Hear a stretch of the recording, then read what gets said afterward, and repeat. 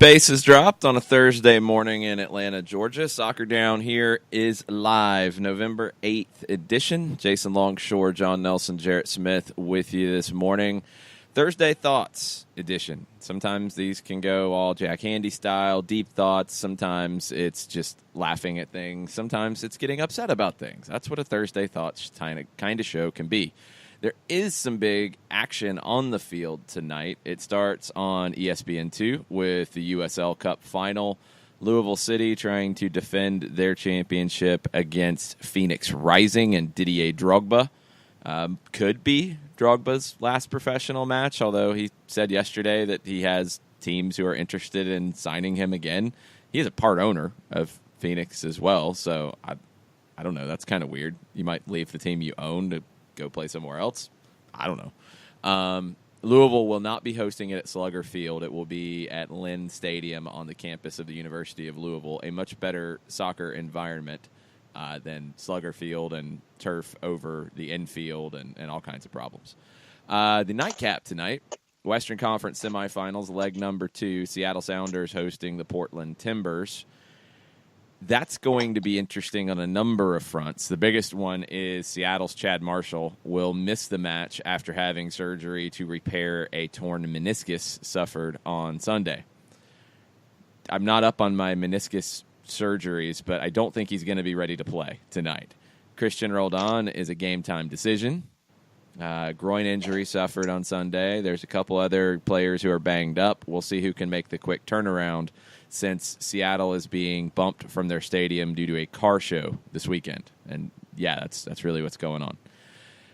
Lots of other stuff, too. Lots of roster moves starting to take shape around the league. We've got some updates on just what the off-season calendar looks like, all kinds of stuff. We'll get into all of it as we go.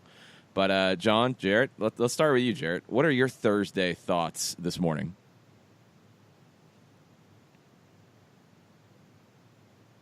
I wasn't prepared to give these. Come on. I know. I keep laughing at the fact that we moved a Western Conference semifinal, possibly the most appealing of the Western Conference semifinals, to a neutral when you just look at the team names and not the situations. We moved it for a car show. Non-soccer fans, I tell this to her, like, seriously? A car show? Yes, a car show. Not like you got moved for like a Seattle Seahawks game or something. No, it's a car show. That happened. Real life. Come on, y'all. Come on, man. It's not good. Also, maybe this time when Louisville plays, the announcers won't forget that their mics are hot after the game and call the field everything but a child of God and a sewing machine. Well, luckily it's a good field. So yes. I think that helps. That's about all I got. I mean, otherwise it's just everybody's still upset about, everybody's still upset about things that happened last weekend in matches. Make like an overrated Disney movie sometimes and you got to let it go and move on. Wow, now you're throwing shade at Frozen? I'm not a Frozen fan. I can tell. Man. Thank God Moana came out, because then at least then I know that if my daughter's going to want to watch something a lot, I can live with it being Moana. Moana's funny. Frozen was never fun to me. My wife and I rented it when it came out. We're like, yeah, I'm not here for this. Kind of glad I dodged this bullet. Wow. A couple other things about tonight in Seattle. This is from SoundersFC.com. Due to a previously scheduled event at CenturyLink Field, the Southwest Gate and Westfield Plaza will be closed for the match Thursday, November 8th. They've had to move some stuff around. People are going to have to get in different ways. Sections are closed, getting ready for the car show. It is what it is. Look, I'm just glad that Ed Sheeran moved his concert up a day as opposed to playoff games getting moved for an Ed Sheeran show. I don't know what's bigger. I honestly don't. That's kind of a tough decision. Is it the Ed Sheeran concert being a bigger deal or an international car show? I mean, car shows are a big deal. I'm not going to throw shade at car shows. And I don't know how many tickets Ed Sheeran sold at Mercedes-Benz Stadium, but the fact Ed Sheeran's doing stadium shows is kind of surprising to me. That's a pretty big deal. So I would assume it's a big show, and it's moved up a day.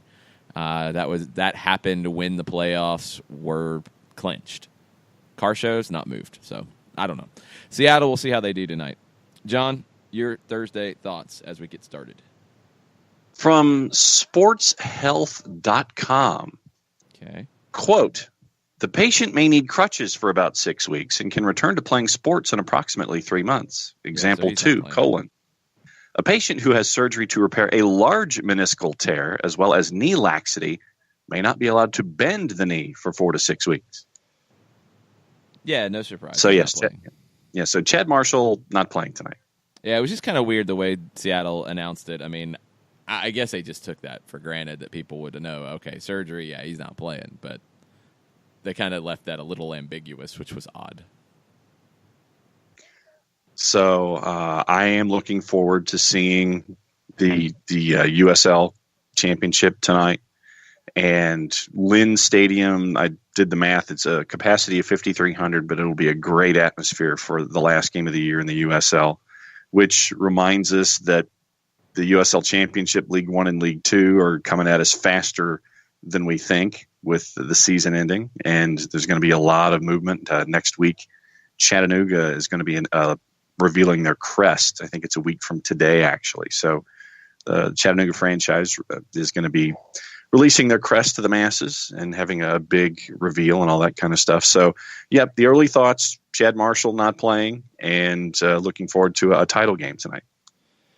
Got some clarification because it's been a little difficult on how the Copa Libertadores final first leg was going to be shown in the U.S. Fox Deportes will have the match, pre-match 2:30 Eastern, kickoff 3 o'clock Eastern.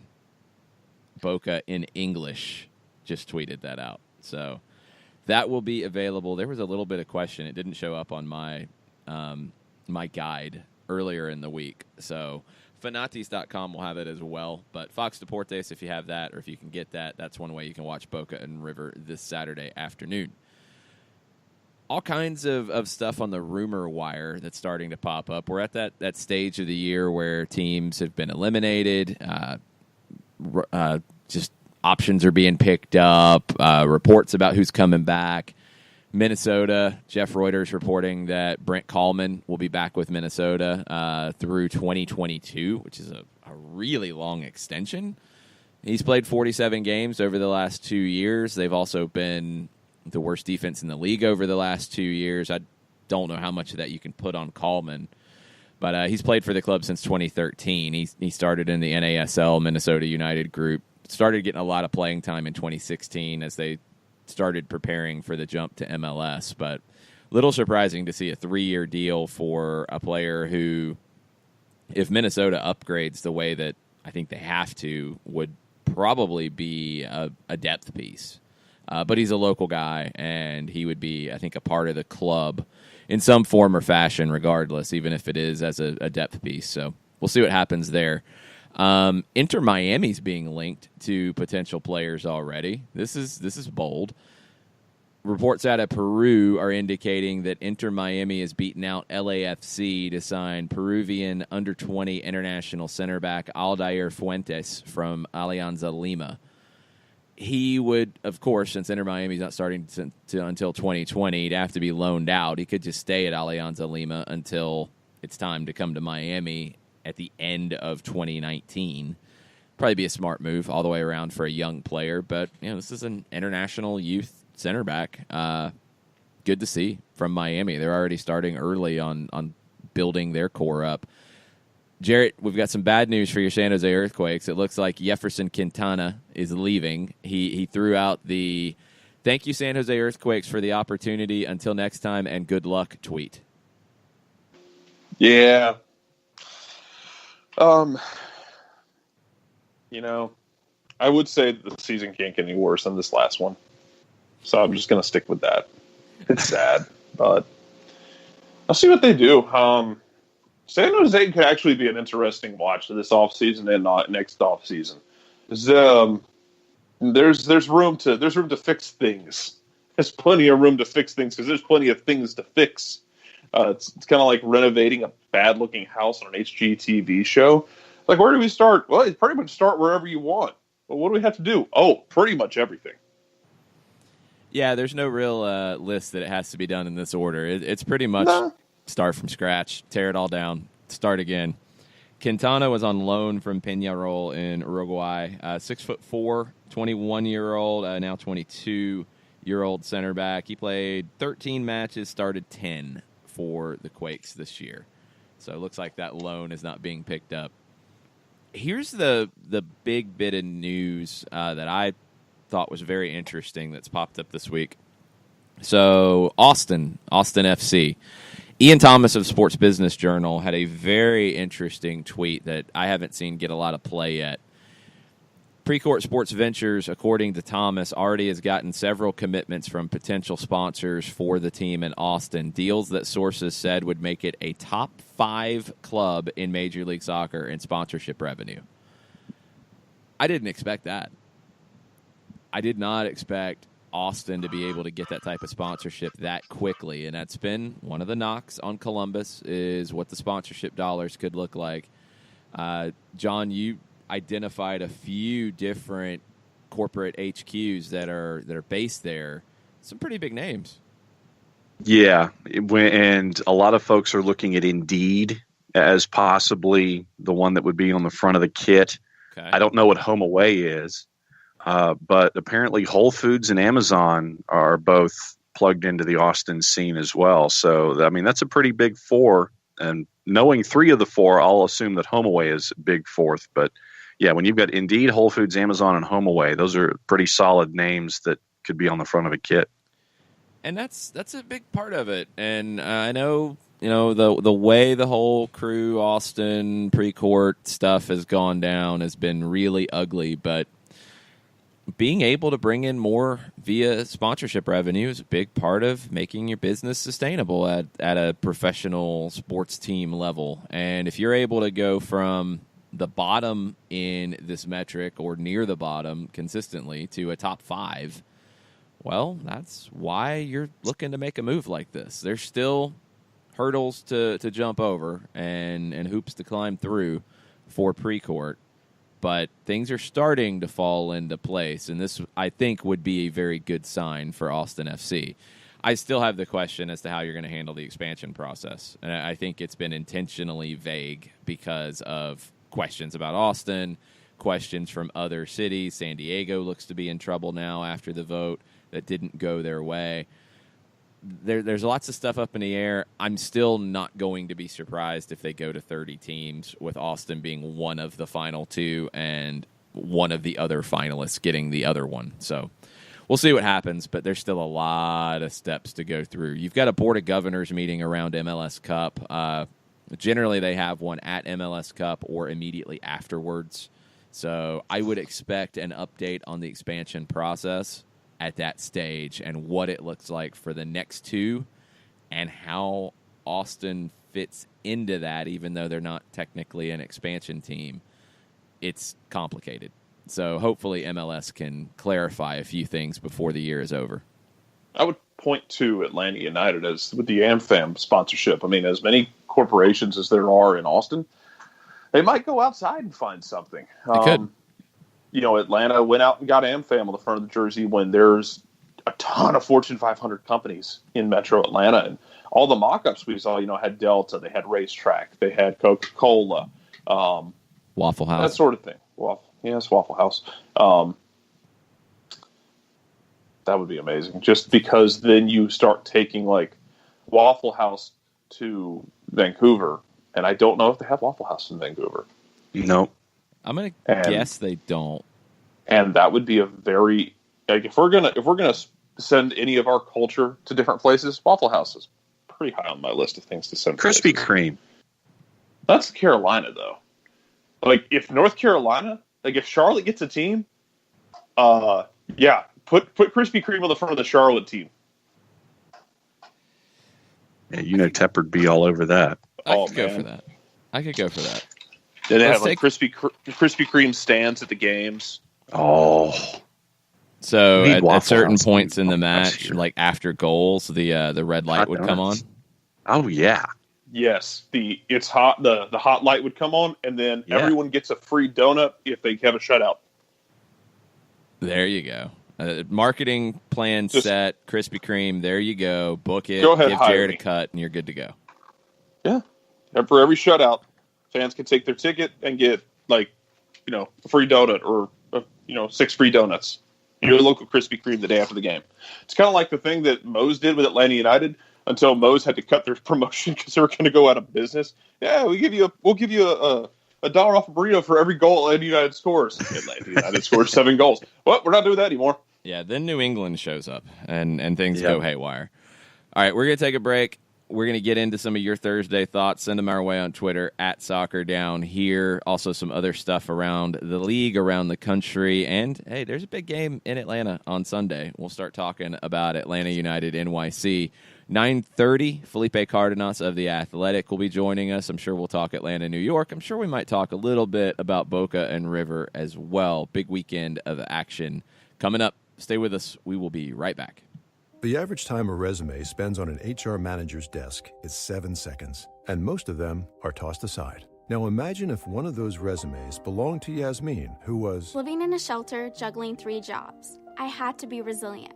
That's something that you can't teach. We rely so much on a resume, yet it could never tell the full story of someone who Had to be independent and take initiative, and that's how I handle every project I get. discover new ways to develop great talent at gradsoflife.org. Brought to you by Grads of Life and the Ad Council. We know that every driver is different, and a one-size policy does not fit all. That's why Country Financial offers a variety of discounts, so you get the coverage you need and the savings you deserve. From good driver to good student, multi-policy to multi-car, we've got a discount to suit every driver. Call Jason Wright at 678-568-6871 today to see what you could save. On Facebook at Jason Wright Agency or by phone at 678-568-6871. Discounts vary by state. Policies issued by Country Mutual Insurance Company, Country Preferred Insurance Company, or Country Casualty Insurance Company, Bloomington, Illinois.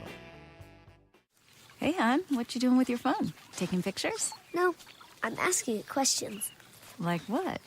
Hey, Bobo, do flowers have best friends? I'm sorry. I'm afraid I don't know that. Hey, follow me. I want to show you something. Look, flowers do have best friends. Whoa. Some answers can only be found in nature. Discover the unsearchable. Visit discovertheforest.org to find a trail near you. Brought to you by the United States Forest Service and the Ad Council. Soccer Down Here is sponsored by Appolinsky & Associates, LLC, personal injury lawyers with over 30 years of experience. Call Steve Appolinsky at 518-350-4231 or email him at steve@aa-legal.com if you need help with a wrongful death or serious injury matter. Steve Appolinsky is rated one of the top 100 trial attorneys in Georgia, recognized as Legal Elite by Georgia Trend magazine for being one of the most effective lawyers in Georgia.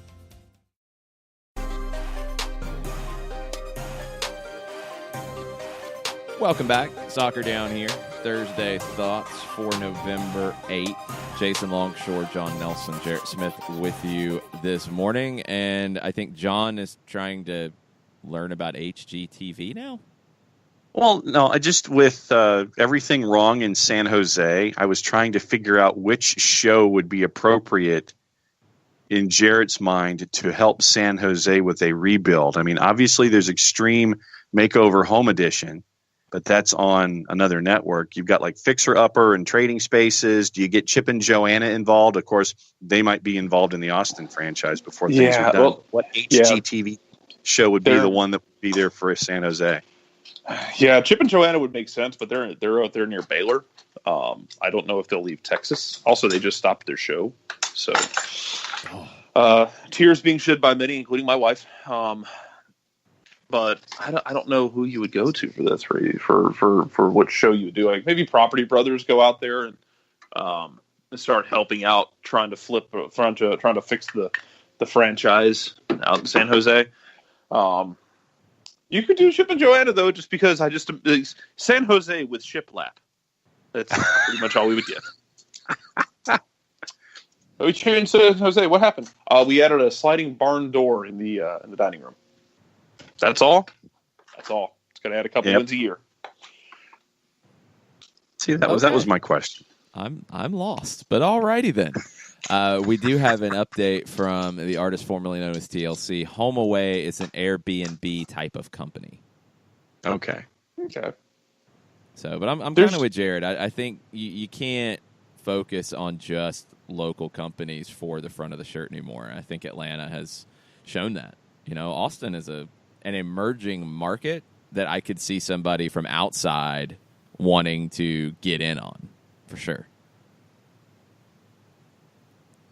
Joe Bost with a couple of questions. Where is the game being broadcast on the TV side? The game is being broadcast on ESPN. Kickoff will be after 5:30. For us on radio, our broadcast will start at about 5:20.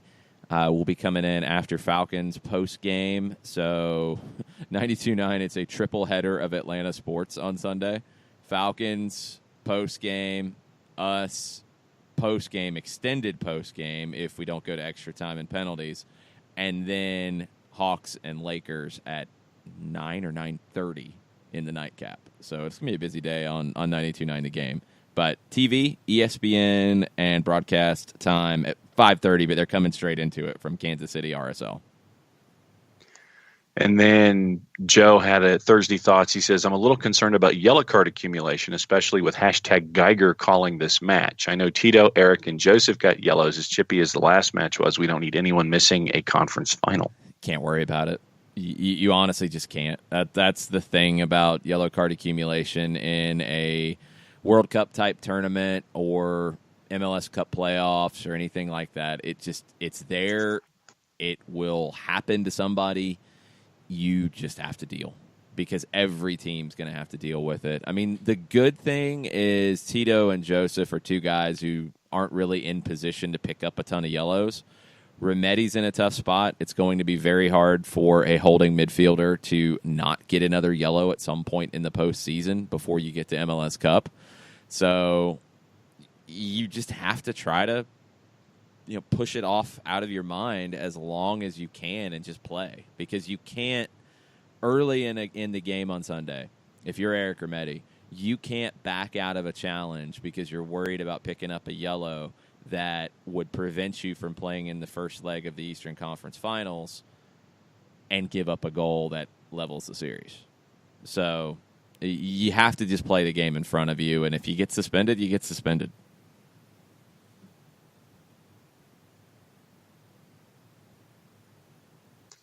And, obviously that's what a lot of folks are just looking at right now. And I know a lot of folks are kind of drawn to the yellow card issue, but you just have to kind of tune it out and get the first thing done first and then worry about later. If you are focused about yellow card accumulation, you might not have a game that you're suspended for.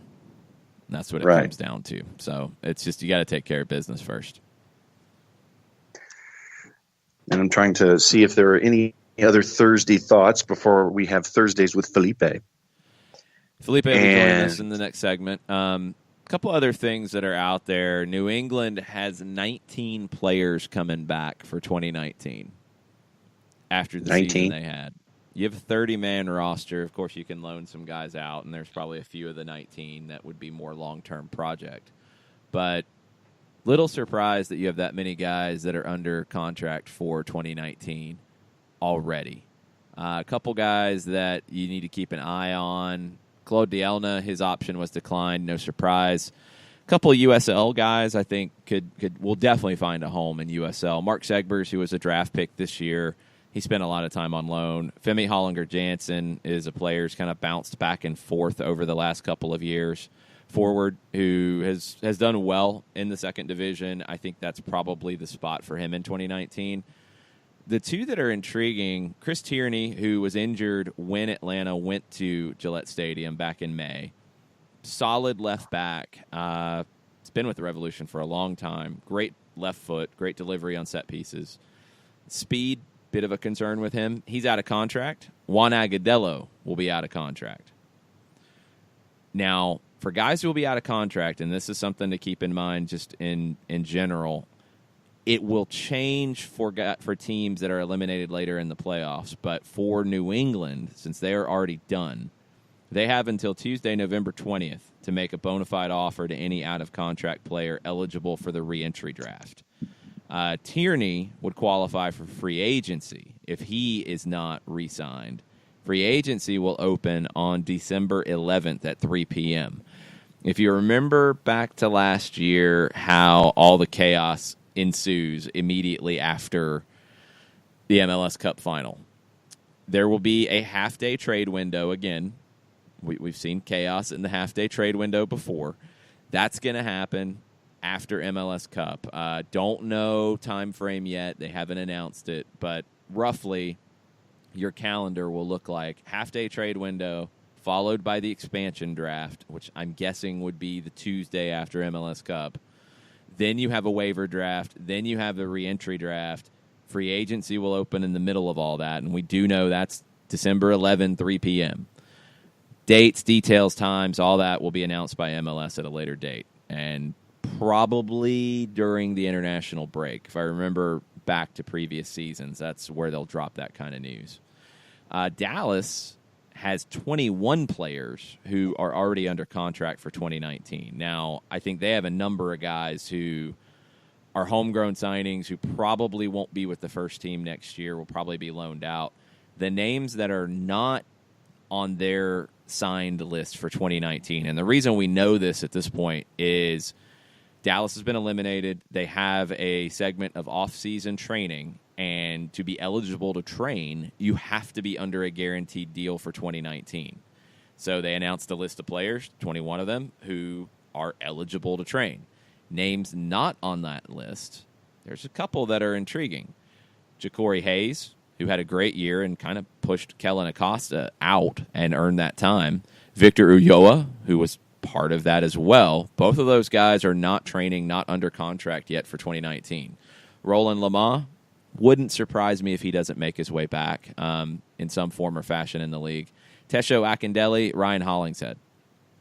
Guys who have been big contributors for this club over the last couple of years, not under contract for 2019 in Dallas. Could see some turnover there. It looks like they're going to have some space, but they already got 21 guys under contract. So the offseason, Atlanta's offseason will be nuts, and we all know this. There's going to be other clubs as well that you're going to see lots of movement and lots of, I think the trade situation could be very intriguing with teams like Dallas and New England having a bunch of guys already under contract, but still maybe wanting to shake things up. I think you could see some deals. Stay tuned. Off-season's going to be fun. Right after MLS Cup, it gets crazy. You have like a day to breathe, and that's about it. We're going to take a break. We're going to get Felipe Cardenas on the line. We'll talk about Atlanta NYC. We'll talk about Boca Juniors and River Plate and anything else that comes up in our conversations with Felipe. Stay with us. We'll be right back. Sweet strawberry icing. You're in Goodwill, and just past that vintage denim jacket you spot miniature donut earrings. You lean in. Ah, that's the scent of shopping success. Because at Goodwill, every item you buy funds local job training and more. So bring home those donut earrings and bring home so much good to your community. Goodwill. Bring good home. Brought to you by Goodwill and the Ad Council. Soccer Down Here is sponsored by Apolinski & Associates, LLC, personal injury lawyers with over 30 years of experience. Call Steve Apolinski at 518-350-4231 or email him at steve@aa-legal.com if you need help with a wrongful death or serious injury matter. Steve Apolinski is rated one of the top 100 trial attorneys in Georgia, recognized as Legal Elite by Georgia Trend magazine for being one of the most effective lawyers in Georgia. Hamilton was adopted from a rescue in 2008. He really likes to be around people. I get out my mat and I'm doing a downward dog and he's underneath. He's quite the pug about town. He gets invited to a lot of parties. He knows he's a pretty big deal. Look at this little face. How could you not love him? Hamilton the Pug, Instagram star, and Shelter Pet.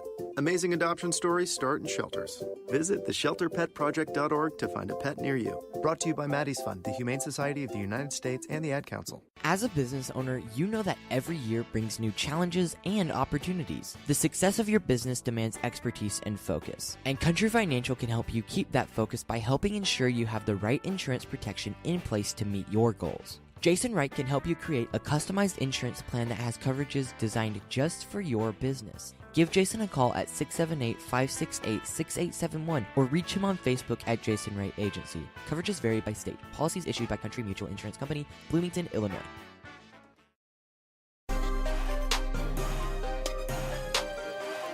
Welcome back. Soccer Down here. November 8th edition. It's a Thursday. That means we usually get this guy on the line. Felipe Cardenas of The Athletic joining us. What's up, Felipe? Hey, guys. Good morning. Going well. Yeah, going pretty well in Atlanta on the soccer front. Big win at Yankee Stadium. A different kind of win, I think, for Atlanta United, and that's been something a lot of people have talked about this week, but I haven't had a chance to talk to you since the match. What were your thoughts on Atlanta United's approach in the first leg of the conference semis? Well, I think one thing that I personally believe that Tata Martino has always done when he speaks to the media is, he's usually pretty transparent. I know that all managers do kind of hide some nuances to their strategies and their game plans and what they may do tactically. But I felt that, the week leading up to that game, he was very upfront about what the team was going to do. And I think they came out and did exactly what he said throughout the week. So I remember one of my main questions was just how a team like Atlanta United that is really so focused on playing the ball, being technical, and attacking, how does a team like Atlanta United then contain some really creative players on the other side of the field? And so I asked him about, what is your plan for containing Maxi Morales? And him and I have had some interesting exchanges after games when I ask him about man marking, and he's always adamant about, I don't man mark, I don't teach it. And so the week prior to NYC, he said the same thing. He kind of looked at me like, remember, it's not, man marking is not something I teach. And he kind of went a little further in saying that it's not something that he even knows how to do.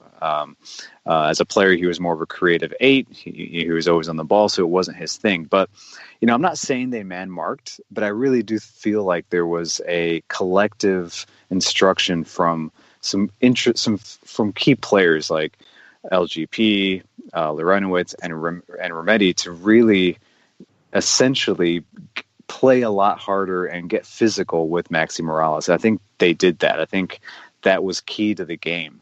And if you look at the makeup of this team, with 8 South American players, I felt like last weekend was one of the first times where I said, this is how a team in South America plays.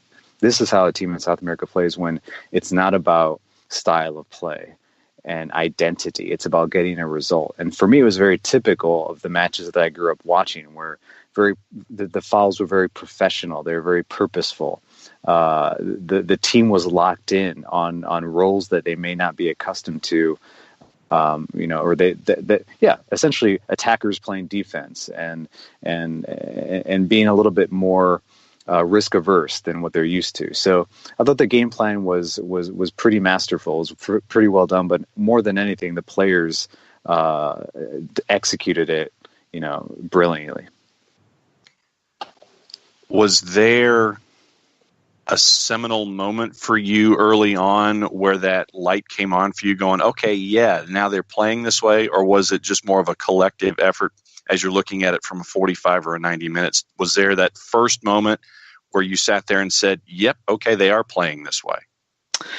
There were a few moments. I don't remember exactly when, but I remember, Remedi, a guy who I'm very high on. I mean, I just from, technically and his IQ is advanced, as far as the way he plays the game, and that's what we knew coming in to the season, mid-season when he came in, the type of player he would be. But I really felt like he, towards the end of the regular season, he was losing a little bit of intensity. He was losing his legs early in games. I would run into him in the locker room after a game, and he just was just completely spent. And so the one thing that I noticed from him was that he looked like he looked a lot fresher. And the reason I say that is because there were times where he had to make a dead sprint to stop a counterattack led by Morales. And he hasn't been a guy that's, running end line to end line. He's very composed, and I just saw his intensity picked up a little bit, and he took that yellow, which was fine. It was a yellow that he had to take. He took one for the team. But it was a moment where I was like, okay, yeah, that's part of the strategy. The other moment was when, one of the center backs, LGP, comes sprinting from his position, on his half of the field, crossing into NYCFC's half of the field just to foul Morales and stop an attack. And it was a dead sprint. He knew exactly what he was doing. As soon as he made the sprint, he sprinted. As soon as he committed the foul, he sprinted all the way back to get in position. So it was very intentional, and that's something that's very typical in those types of matches. And one of the guys we saw late in the match, Ezequiel Barco, comes on for about 12 minutes, give or take. Plays like a man possessed, chicken with his head cut off, whatever you want to call it. Was there just some switch that they flipped and they told him, hey, this is a cup competition now, so, go turn into, a demigod for a while, like you did down in the Defendiente? Because it was a limited showing, but he played with a lot of fire in that limited showing and did everything you could have asked. He did, and I think in at that point of the game, what helps a player like Ezequiel Barco, who's only 19, who's been scrutinized throughout the year on how he plays and the decisions that he makes. Is he thinking too much? He didn't have to think at all. The instruction was probably just run as hard as you can, pressure their back line, and be a nuisance for the next 7 minutes. And so that was easy to do, and he did a great job. It was sometimes at that point of a game when all you need is to close out a result. It's really not about tactics, and it's about heart. And he showed that. So I thought that was an interesting wrinkle from his game, because a lot of us kind of look at him and expect more. I understand his situation here. I think his potential is there, will be unlocked eventually.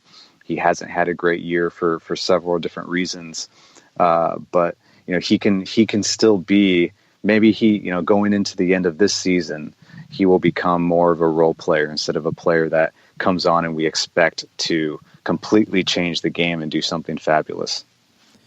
Yeah, we see that a lot of times with young players when they move. That first year is a bit of a transition year. And Barco right now is a valuable part of this team, just maybe not in the role that everybody expected due to the price tag. Let's look ahead to Sunday, though. You have a 1-0 lead coming back home. Nothing is secure by any stretch. This is a New York City team that came to Mercedes-Benz earlier this year and scored twice, got a 2-2 draw. That won't be enough here. But what worries you about NYC with their backs against the wall?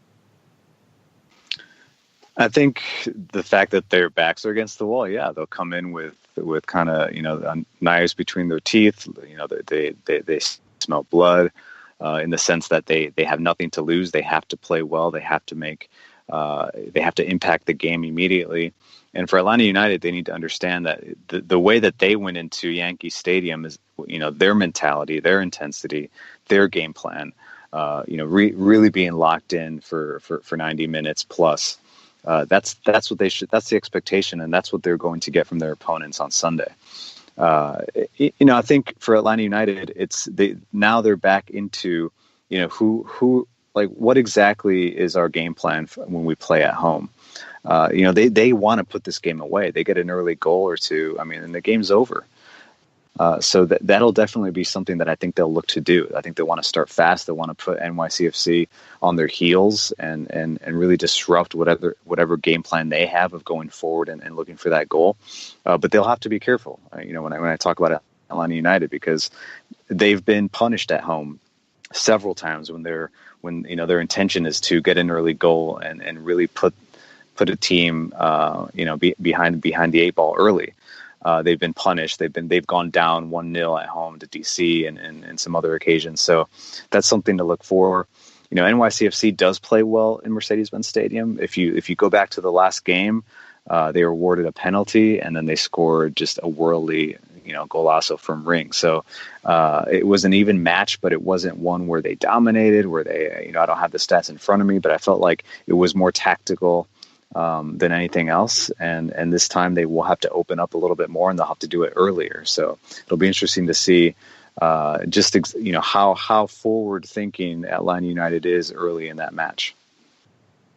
We look at team defense from leg one. We saw how they cut off NYCFC's supply lines for most of the action. Who do you have spot shadowed from an Atlanta United perspective that you're going to be keeping your eye on early on to see how well things are going, that if this individual is locked in, then things will be heading in Atlanta United's direction? Who are you focusing on early on in leg two? That's a great question. I think it depends on how they line up. And, today, Thursday, a couple days before that match, I would not be surprised if they came out similar to the way they lined up on Sunday, which, I don't always like to predict lineups because it's difficult and you don't know. You're not seeing every detail of training. And I know Tata Martino does like to, change up some formations and players at key positions. But last Sunday, it was as if I was in his head, and you have to look at what certain players, where they are physically. And so we knew Almiron was not 100%, so he can't play. He can't do what he always does in the midfield. He can't track back. He can't, focus on Ring in a defensive stance. And so that was something that was expected, and that's what they did. They let him essentially play as a false nine. He was more of a player that was leading a counter or getting on the ball in attacking positions, zero defensive responsibility. And if they want to take care of him and make sure he lasts through a potential championship run, then I would not be surprised if that's the case, considering that Tito Villalba also just isn't 100%. So to answer your question, I think then once again it becomes the midfield. It becomes that midfield three of Lorenowitz, Remedi, and Nagbe. And are they in sync? Are they controlling the central midfield? Are they well positioned throughout the match? And they did a great job on Sunday. That was what I felt like on a compact field. It becomes a central midfielder's game. Obviously, they had help from Gressel, who he essentially played in the middle of the field. And Gressel told me on I think it was 2 days ago. He told me, it's not really a game for midfielders. I think it is not in a great way, not in a in a technical way, but that's where the game will be won. So I'll be looking once again at Lorenowitz, Remedi, and Nagbe to see if they can essentially repeat the performances that they had last Sunday, which all three of them played very well. And then looking at the performance this team had after Sunday, if they get the job done this weekend and play that similar style game, now that we've seen that they have this style in their in their bag and they can pull out that club. For you, does that up their chances to get through the playoffs as a whole, and then even through CONCACAF Champions League? That even I understand Tata Martino will be gone. You'll have a new manager, new tactics, but just that you have guys who can turn that on. Does that give them a bit of a boost in tournament play, you think? I think it does. I think it's not really, and it's not a plan B. It's a mentality. It's a mentality of understanding, the stakes of a game and understanding that it's a little bit more than being on the ball. You might not be on the ball as much as you typically are, but you might have to commit some fouls or chase down a guy or play or zone mark in a position in a part of the field that you're not accustomed to. And I think, so much was talked about before Sunday that this team is learning to win. And I was one of, I just came out in my last piece with The Athletic when I talked about their fitness, is that I don't think this team is needs to learn to win.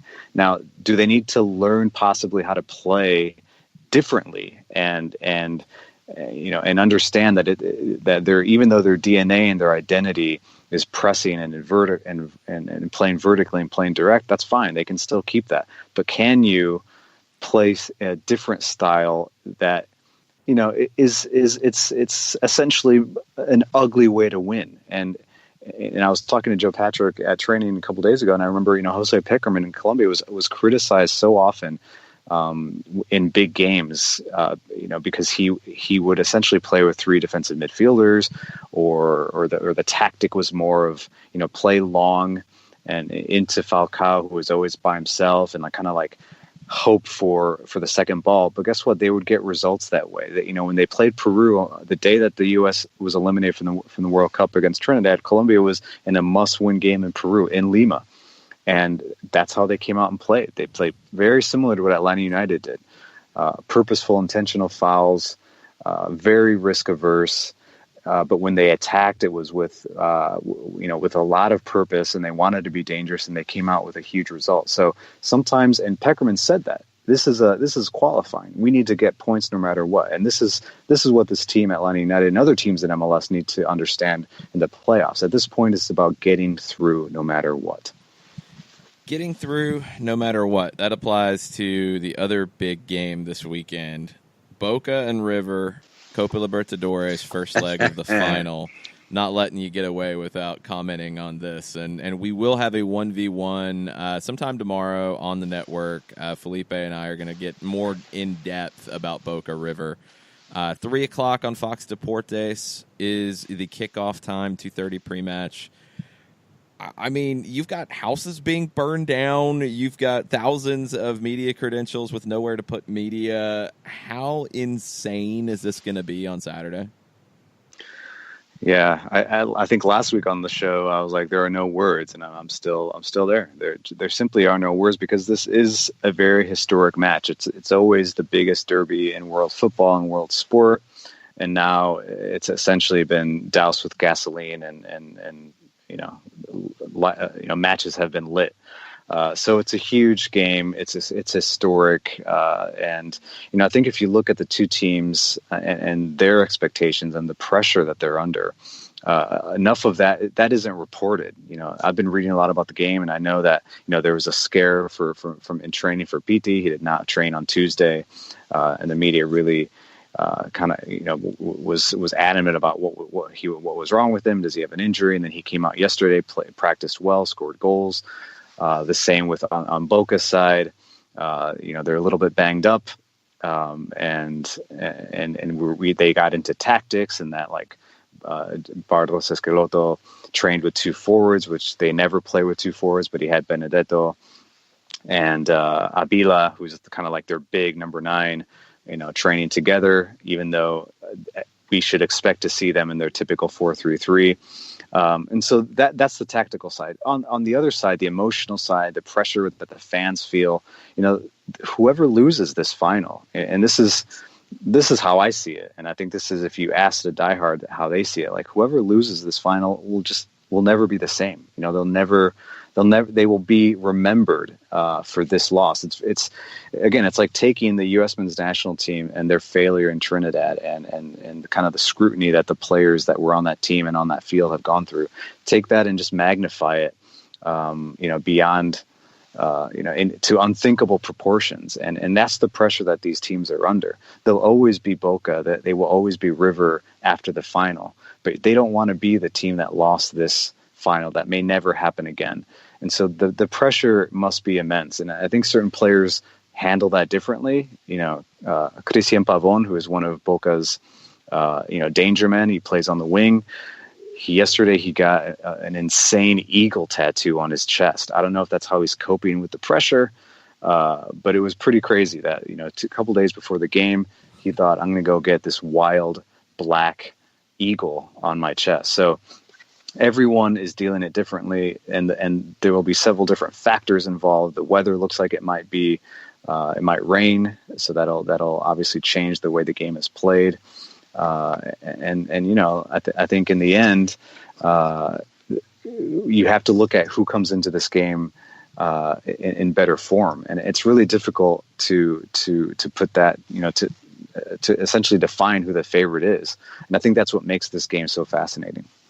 Yeah, it will be a spectacle like nothing that I think we've seen. I honestly can't think of anything at the club level that I'd even compare this to between two eternal rivals. And I love what you said about whoever loses this won't be the same. I mean, if I'm not mistaken, correct me if I'm wrong, the River Plate nickname, other clubs call them the Chickens, Las Gallinas. Mm-hmm. Yep. Las Gallinas, because they lost Copa Libertadores finals, and I think Boca won the next year, or somebody else won the next time, and that's where the nickname came from. Everybody calls them the Chickens because they lost. Can you imagine what's going to come out of this? Whoever loses. Yeah, and Boca, that's the one thing they do have on their side. They have a history of winning these big finals. River Plate has won, Copa Libertadores. They won in 2015, but they're not traditionally. They've underwhelmed in the big game. And Boca had a string of back-to-back championships in this tournament, and teams that went on to beat Real Madrid and in the Intercontinental Club Cup. So, yeah, I mean, there have been some, Tevez, Carlos Tevez for Boca, he, a couple years ago, and he's done this several times, that when he scores, he'll score against Boca, or against River, and he'll celebrate, by doing this, kind of like an embarrassing, mocking chicken dance to River fans. So, I think it's you take all the rivalry, the traditions, again, the hatred between the clubs and the fans, and it gets magnified. And that's why local governments have had to make some tough decisions and essentially, not allow away supporters to be part of either leg. And that's obviously for safety. Now, there's going to be fans from both sides in these stadiums. That they always make it in there. They sneak in. You might have River fans wearing Boca jerseys and then taking their Boca jerseys off once they're in the stadium. But there are a lot of safeguards in place to make sure that this doesn't get out of hand, and we're focusing on the match and not what happens outside the stadium. Make sure you're following him on Twitter, Felipe Carr. We'll have more on Boca River tomorrow in a 1v1. We'll try to get the on-the-field side and the off-the-field side, because it's going to be fascinating on Saturday. Felipe, thanks for the time. As always, I'll talk to you tomorrow, and we'll talk to you next week on the show. All right, guys. Yeah, take care, and look out for my next piece coming out. I'm shifting a little bit away from Atlanta United and focusing a little bit more on the U.S. men's national team search for the next manager, so heads up on that one. Ooh, dig it. Sounds good. Cool. All Felipe, right. Thank you. We're going to take a quick break, come back to wrap up hour number 1 after this. The average time a resume spends on an HR manager's desk is 7 seconds, and most of them are tossed aside. Now imagine if one of those resumes belonged to Yasmin, who was Living in a shelter, juggling 3 jobs. I had to be resilient. That's something that you can't teach. We rely so much on a resume, yet it could never tell the full story of someone who Had to be independent and take initiative. And that's how I handle every project I get. Discover new ways to develop great talent at gradsoflife.org. Brought to you by Grads of Life and the Ad Council. We know that every driver is different, and a one-size policy does not fit all. That's why Country Financial offers a variety of discounts, so you get the coverage you need and the savings you deserve. From good driver to good student, multi-policy to multi-car, we've got a discount to suit every driver. Call Jason Wright at 678-568-6871 today to see what you could save. On Facebook at Jason Wright Agency, or by phone at 678-568-6871. Discounts vary by state. Policies issued by Country Mutual Insurance Company, Country Preferred Insurance Company, or Country Casualty Insurance Company, Bloomington, Illinois. Hey, hon, what you doing with your phone? Taking pictures? No, I'm asking it questions. Like what? Hey, Bobo, do flowers have best friends? I'm sorry. I'm afraid I don't know that. Hey, follow me. I want to show you something. Look, flowers do have best friends. Whoa. Some answers can only be found in nature. Discover the unsearchable. Visit discovertheforest.org to find a trail near you. Brought to you by the United States Forest Service and the Ad Council. Soccer Down Here is sponsored by Appolinsky & Associates, LLC, personal injury lawyers with over 30 years of experience. Call Steve Appolinsky at 518-350-4231 or email him at steve@aa-legal.com if you need help with a wrongful death or serious injury matter. Steve Appolinsky is rated one of the top 100 trial attorneys in Georgia, recognized as legal elite by Georgia Trend magazine for being one of the most effective lawyers in Georgia.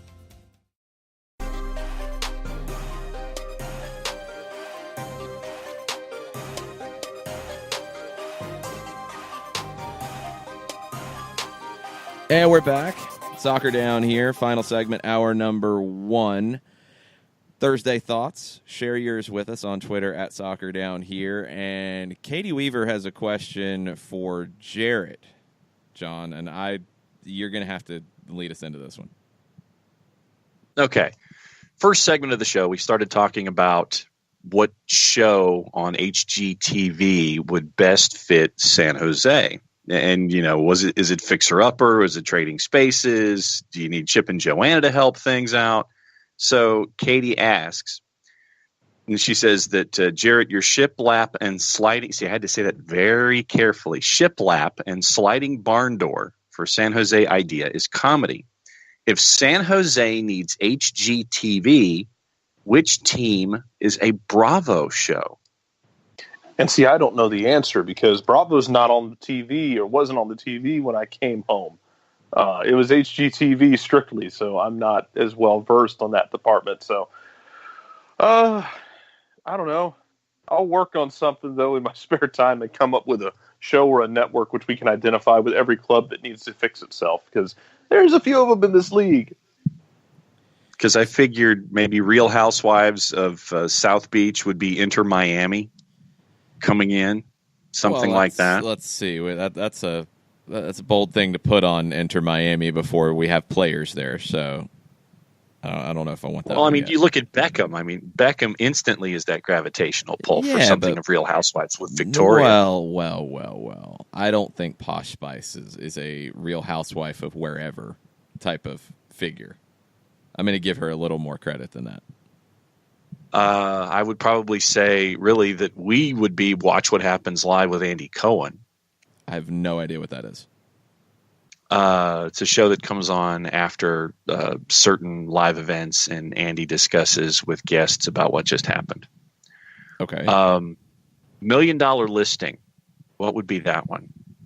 I'm like assuming Galaxy? It's a very expensive place that is being sold. Yes. Yeah, you could probably go LA Galaxy there. And then you've got like Inside the Actors Studio. I don't think that really applies. Let's see. Top Chef. I don't think anybody's cooking. Millionaire Matchmaker.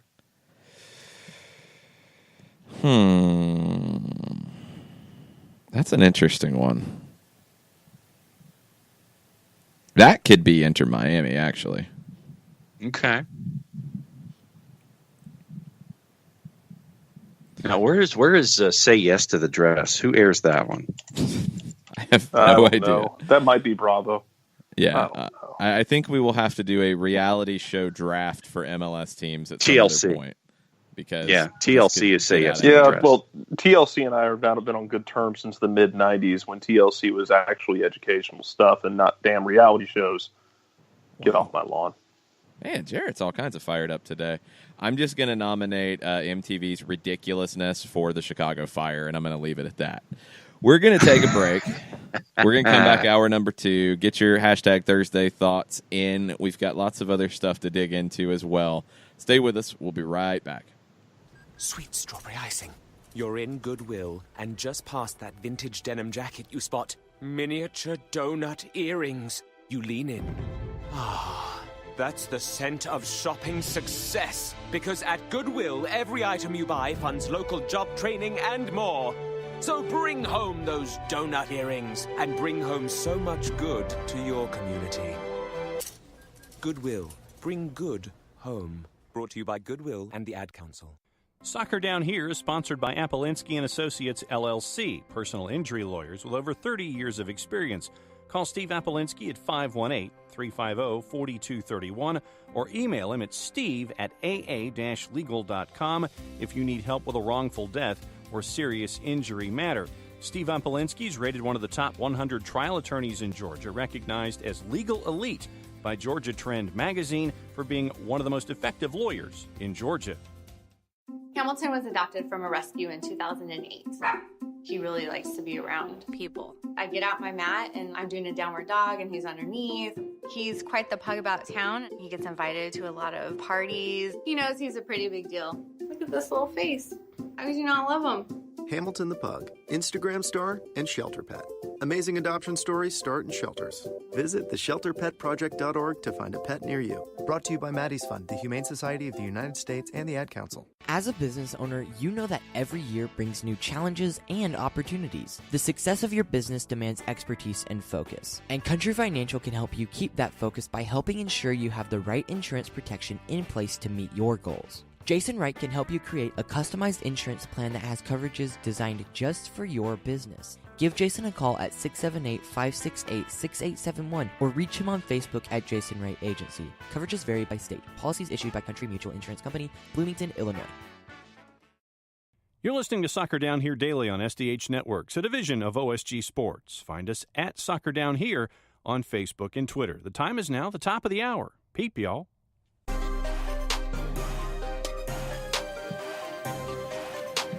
Welcome back. Hour number 2, Soccer Down Here, November 8th edition, Thursday Thoughts edition. We've got one from Chewy to kick off hour number 2. Y'all slamming flounders about having a car show booked when we got a high school football game scheduled on MLS Cup final. We sure that's going to get moved to another venue? Yes, we're absolutely 100% sure. I can confirm that. And I believe somebody who's on the show who is involved in those broadcasts on Georgia Public Broadcasting can also confirm that as well. Can concur that, yes. If Ed Sheeran's getting moved, and I love high school football, high school football doesn't draw what Ed Sheeran would draw, and if Ed Sheeran's getting moved for a conference semifinal, I believe the high school football playoffs would be moved for MLS Cup. Just saying. That is correct. It would be if Atlanta United is in MLS Cup final, the high school football championships are moved to Tuesday and Wednesday subsequent. So MLS Cup final would be on Saturday, December 8th, if I have my dates right without looking at a calendar. Sounds good. And the high school football playoffs would have been Friday, December 7th and Saturday, December 8th, correct? Yes. So they're moving both days to prepare for MLS Cup if that happens. Yes. Okay. That was my question: was it going to be a change the date or change location? Because that would be interesting. Because I change the date. Because remember, you would because it popped into my head like you could play them at Georgia State, but then again, last year for the state finals, as John probably remembers, we had Ice Age. Very much so. Yeah, traveling home was an adventure last year, but both days get slid for the high school football championships from Friday, Saturday to the following Tuesday, Wednesday. All right, so there you go. Yeah, there is no chance that MLS Cup would be tweaked with. That would absolutely be booked if Atlanta United gets there at Mercedes-Benz. So let's not get that rumor started. What else do we have on a Thursday Thoughts timeline, John? Let's see. Well, along the same lines, Andrew Baker, he says, my only question for me is what evidence I've been gathering for Brunswick Stew not being from the South. John, you need to let this one go. You need to just admit you were wrong. You need to walk away, or you will be banned from heading south of the metro area. You need to just say, I was wrong. Can you say that? It was a legitimate question that I had. Nope. No more. Can you say, I was wrong? What about having a question? Nope. You took it far past questions. You need to repent now. Can you say, I was wrong about Brunswick Stew? I'm still waiting for an answer from Canadians. All right, South Georgia, the rest of the South, if you want to ban John from your places, go ahead. I can't fight it anymore. Sherb says, if you thought SDH jumped the shark arguing where Brunswick Stew is from, wait till you hear the discussion on Say Yes to the Real House Chefs of Inner Miami Home Makeover. Sherbs, I am trying, man. I am trying to get out of here, and it's not working. These two are killing me today.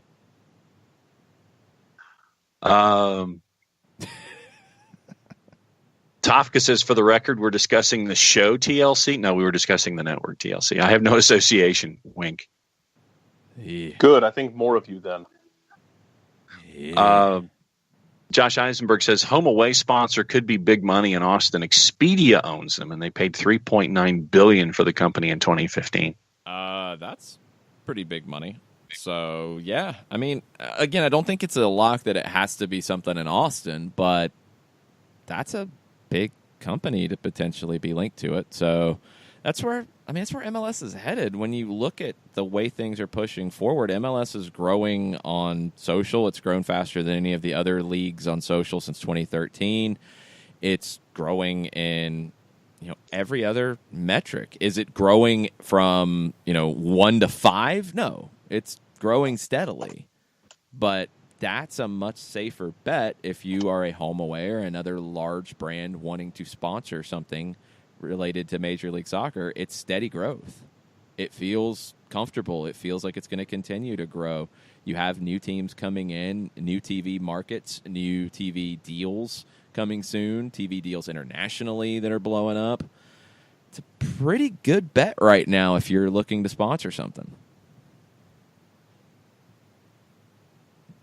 And, right now that's what everybody's looking at is the financial, and I'm going to put this in quotes, the financial viability of moving something to Austin. And obviously Precourt is betting on the future of Austin. But if those companies that we mentioned in hour number 1 are there, and to your point that was made in hour number 1, someone from the outside could be looking to jump into the Austin market. So it could be valuable for those who are there to represent what is going on at home, and also for someone who wants to hop into that market, seeing what PSV is allegedly seeing with the future of the market as well when it comes to their economy.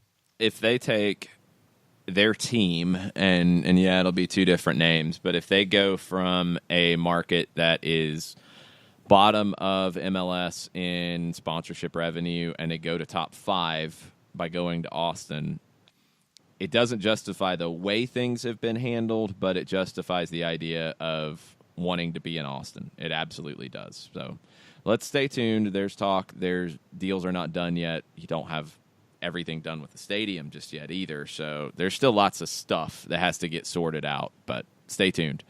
A couple people shared this with us, and I thought it was great when I saw it yesterday. Major League Soccer released a really cool 10-minute video on the wildest playoff game in league history. If you haven't seen it, go check out their social, their YouTube. San Jose overturning a 4-0 deficit to eliminate the LA Galaxy in 2003. More content like this, please. It was awesome. You had interviews with the key figures who were involved in it. You had the highlights. You had the TV and radio calls. It was super cool to see that, because, that's a game that I remember watching and just being blown away by the ridiculousness of it. Almost as much as Troy Dyack sitting down with full black cowboy hat for his interview, which was awesome. Troy Dyack is a beast. So more stuff like that, MLS. It was great. We cannot take any credit for it because I don't think that video came up after they heard us talking about this type of content. Some people were trying to give us credit. We're not taking any credit. It was very good. Please, more of this MLS. I thought it was great. Can we have story time with Jason and Jarrett for a moment? I guess. For those of us that don't know the history of that game and didn't see it, what makes it so absolutely bananas other than the fact that one team was down as many goals as they were and came back to win? What I just said, 4-0. That's what made it bonkers. 4-0. You lost the first leg on the road, 2-0. You then give up 2 goals in your home leg early, and you're down 4-0 in the first half. You don't need any more drama than that. These are 2 teams that don't like each other. San Jose and LA is the California Classico. It's a great rivalry. It gets overlooked a lot of times when you talk about great rivalries in this league, but it is absolutely one of those. You had San Jose who had beaten the Galaxy for MLS Cup a couple years prior, but you don't need any backstory. 4-0, less than 90 minutes to go, and you come back and take it to extra time and win in extra time. That's why you need to watch this. That doesn't happen ever. There's just nothing to say about it. That's 28-3. That's MLS 28-3. It is. That is Yeah. a 99% win percentage flipped. Yeah, I would absolutely agree. I mean, it's done. And you got goals before halftime, which, always helps when you start to get a glimmer of hope going into halftime that, hey, maybe we can do this. But San Jose just found their way back in and got it done. Very impressive. Back And in that the was glory why I days was of the asking. Quakes. But you don't need anything more than 4-0 down to come back. And that was why I was asking about it, because I didn't see it, and all I've heard is stories. I haven't been part and parcel, so I need to go watch that 10 minutes. Is basically what you're saying, and plus the game itself. Go watch the 10 minutes. I mean, go watch that and watch how this played out and how people talked about it now. Because, I mean, you could take any matchup and say, you want an unbelievable comeback? Here's the unbelievable comeback, because it's an unbelievable comeback. I mean, it's great that it's two teams that have a rivalry. That adds to it a little bit. But if it was, Boise and Omaha, and it's 4-0, and you get a bunch of people talking about coming back to win 5-4, I'm going to be intrigued by that. Andrew Baker with a question. Did you guys catch the Mike Conti AMA? Of course. Jason, do you agree with Mike's take on Montreal being the best away day from a venue/city perspective? I do. And that's out of the ones that we went to this year. So, we didn't go to Vancouver, Seattle, Portland, LAFC, Real Salt Lake, Kansas City. I think that's the ones we didn't go to. Yeah, I think we went everywhere else. So that's leaving a few out that I have not seen yet. But Montreal was my favorite from just the vibe in the city around the team. The stadium was great. Had a really cool feel. Like it just had a very different feel than other stadiums around the league. We stayed downtown. Loved it. Yeah, Montreal would be the one that I would recommend. If you haven't been, go when Atlanta plays there next year, especially if it's in the summertime. Then Katie Weaver says she's apologizing for the reality show sidetrack. Glad to know y'all know they about were already it as going much down about that road. Bravo as I do. No problem, Katie. But she does have a question.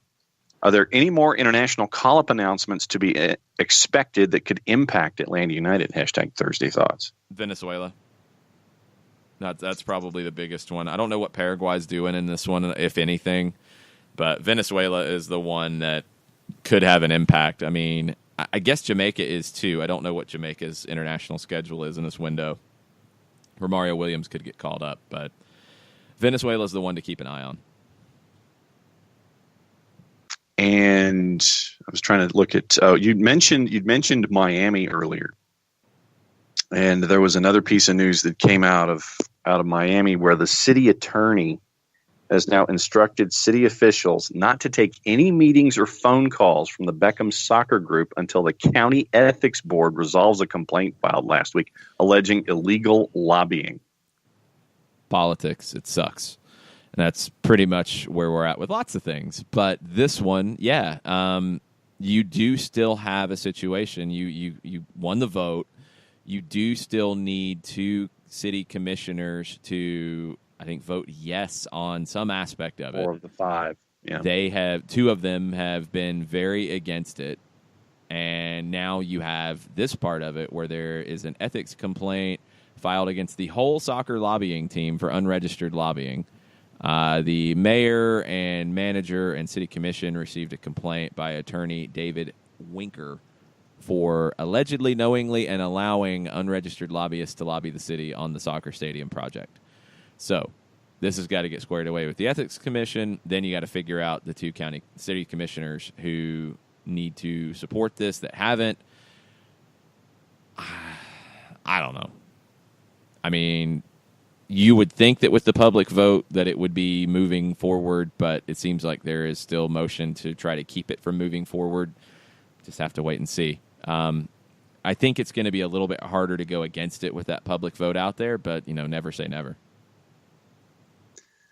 And Fleckus has an article up at the Miami Herald. And so if you want to get into a bit of a deeper dive and read a bunch of documents, then Joey Fleckis's article is your reading for the day if you want to see what's going on down there in Miami.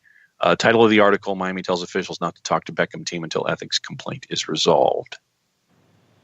Lovely. Good times. That. Politics, getting involved with the growth of a sport. Who knew? It's wonderful, let me tell you. Let's take a break, come back, more Thursday thoughts, more stuff after this. Stay with us.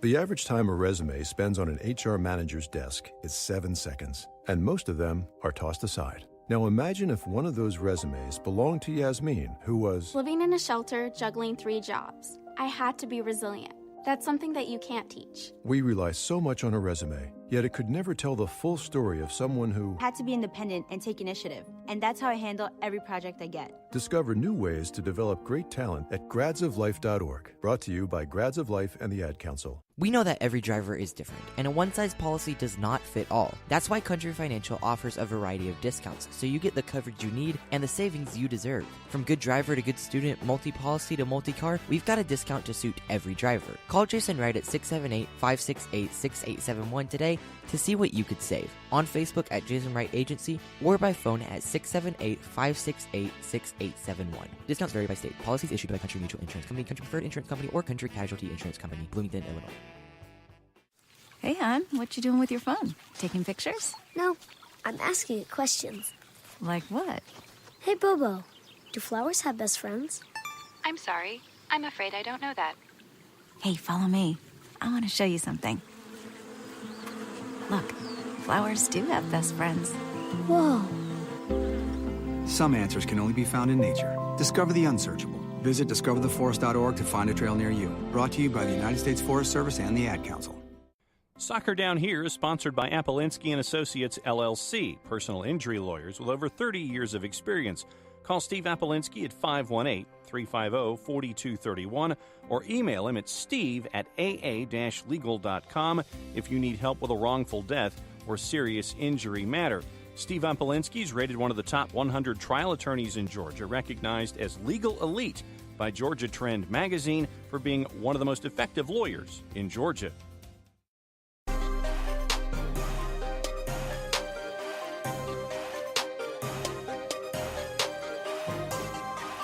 Welcome back. Soccer Down Here. Thursday Thoughts edition of the show, November 8th. Jason Longshore, John Nelson, Jarrett Smith with you this morning. John, what else do we have on the Thursday Thoughts timeline?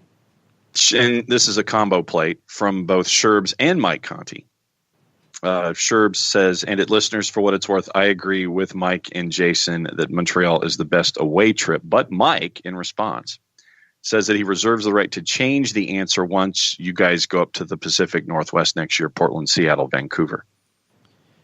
Yeah, Portland is one that I'm definitely looking forward to. And that also doesn't take into account your CONCACAF Champions League potential venues, which could be all kinds of chaos. So who knows? But it's been a blast traveling and seeing some of the markets. I mean, just running through like kind of real quick, I really like Houston Stadium. I want them to fill it more often. I like the stadium. I didn't love our broadcast position in it. We were kind of low and off to the side. It was a little awkward, but the stadium itself was very cool. Love Philadelphia Stadium. Absolutely love it. It's one of my favorite views in the league. The bridge behind it, the river end, it's just a really cool setting. Hopefully development can happen around it at some point, although that doesn't seem all that likely. But as just a stadium, love Philadelphia Stadium completely. It's really cool being at Yankee Stadium. I mean, it's Yankee Stadium. The broadcast position is we're really far away. It's really different than Coolray Field or Nashville being in a baseball stadium and calling it from that perspective. We're so far away from the action at Yankee Stadium, it can be difficult. But it has there's a pretty unique atmosphere at New York City that I liked. Orlando Stadium's great. Love it. Great atmosphere. I'm fine with it being a little edgy and a little aggressive and getting yelled at by the country club ultras, as Mike called them. Completely fine with that. I thought the stadium is great. New England is pretty blah because it was a Wednesday night. It didn't have a lot of character to it. It was just kind of meh. Who else? Dallas kind of felt like an older soccer-specific stadium without a lot of charm to it. I think that'll be better with the Hall of Fame when you finally get to go back and get to see the Hall of Fame when it's open. Well, I want to go see the Hall of Fame, but I could go see the Hall of Fame anywhere and enjoy it. It doesn't make the stadium experience better. I think that stadium's probably better if it's full and it's loud. It just doesn't get there very often, and hopefully that will change as Frisco continues to grow. But we've been waiting on that for a while. StubHub is awesome. StubHub is a great soccer venue in the United States. Absolutely.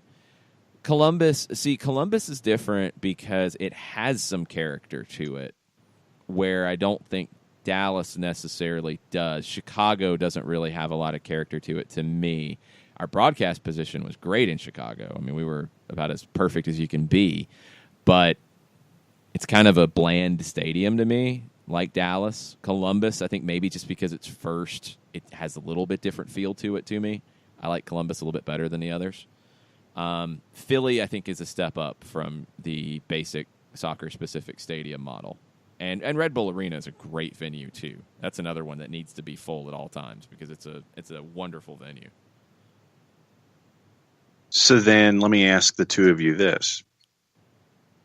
If you could go to a venue for one reason or another that's associated that Atlanta United could possibly play in that isn't a part of a possible normal rotation one way or the other, what would it be? I mean, if you're talking CONCACAF Champions League, you're getting into like an Estadio Azteca because it's the Estadio Azteca. The Azteca's up there. If the whole, Libertadores thing comes to pass years down the road, imagine going to play a road game against River Plate or Boca. I mean, either one of those would be once in a lifetime. Yeah, completely agree. And, just having seen games in the Pacific Northwest, I think that it'd be fun. What about Cincinnati next year? Cincinnati next year will be cool because I'd like to experience Nippert and see what that's like. I've been to Seattle. I was at MLS Cup in 2009. It wasn't a Sounders game, but it's an NFL venue that really works well for soccer. I think it's great. Vancouver, BC Place will be cool. Portland is the one that I've had circled for a long time. It'll be a lot of fun to experience a game at Providence Park. And Sherbs is agreeing with the Pacific Northwest may not make it to Vancouver. And I'm trying to think of what else is going on right now. What else is going on that we need to discuss here, sir, since we're pretty much caught up on the Twitters? Well, let's dig into the NPSL Pro, which looks like we could get an announcement as early as next week. Michael Lewis over at Front Row Soccer has an update. Plans to have a minimum of 11 teams for their pro division, which will start play in 2019. They will do their standard NPSL season, which I'm assuming will continue on with the amateur, semi-pro, summer league type of season. When that is completed, the NPSL Founders Cup will take place for the pro sides. It'll be a pro competition that'll run from August to November 2019. A full league season would launch in the spring of 2020 and run through November. The teams that are linked right now are New York Cosmos, Detroit City, Milwaukee, Chattanooga FC, Miami United, Miami FC, San Diego Albion, California United, Cal FC, FC Arizona, Oakland Roots. There are 4 other clubs that they are talking to that would give them 12 for the launch. And then for 2020, sources say that there's a lot of potential expansion. And some of the teams and markets that have already been mentioned are Jacksonville, Virginia Beach, Asheville, Fort Worth Vaqueros, FC Buffalo, Cleveland SC, all potentially for 2020, along with a team in Seattle.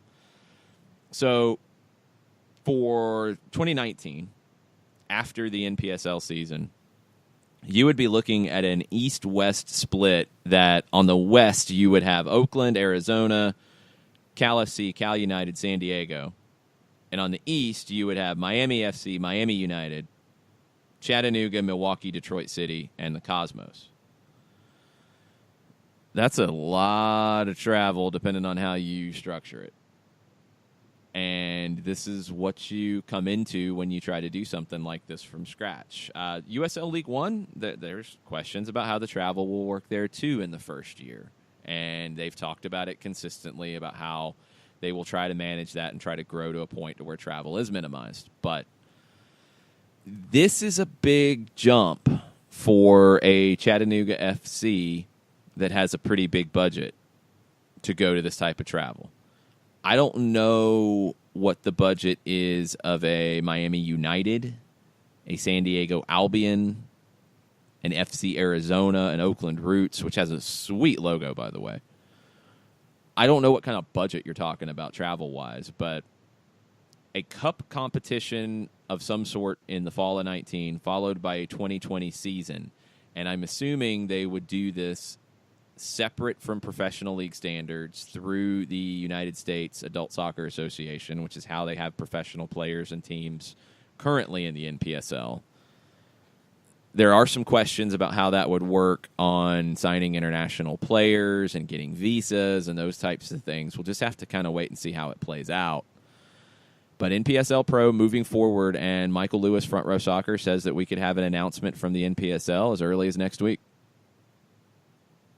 And in other minor leagues, like the East Coast Hockey League is an example, what they'll do for travel is they'll stack a weekend with multiple dates. And that's awful. Yeah. Don't do that. That's terrible. That is 1997 USL, USISL. Don't do it. You can't do that with soccer. It's not built that way. They'll probably do it. You can't do that. It's awful for the game. I mean, just because of coming back on short or non-existent rest and doing something like that. I mean, we're talking about Saturday, Wednesday, Saturday being difficult. You want to go back to the old days of playing Friday, Saturday, or Saturday, Sunday, or Friday, Sunday if you're lucky? 1998 A-League, Atlanta Ruckus went to Richmond to play on a Thursday night, drove the next afternoon to Hershey, Pennsylvania, played there Friday night, drove Saturday afternoon to Raleigh, North Carolina, played there Sunday afternoon. Yikes. You want those kind of things? That's what you're looking at here, and that's the easy fix. And it's the worst thing for the quality of the game. It is the absolute worst. It will be a terrible situation to do. But that's what you're looking at. Also, that's the East Coast Hockey League, not the National Premier Soccer League. It's one thing to deal with travel in something like that. It's another to have a lower division. I know you don't want to call it minor league, but lower division setup that is trying to be national.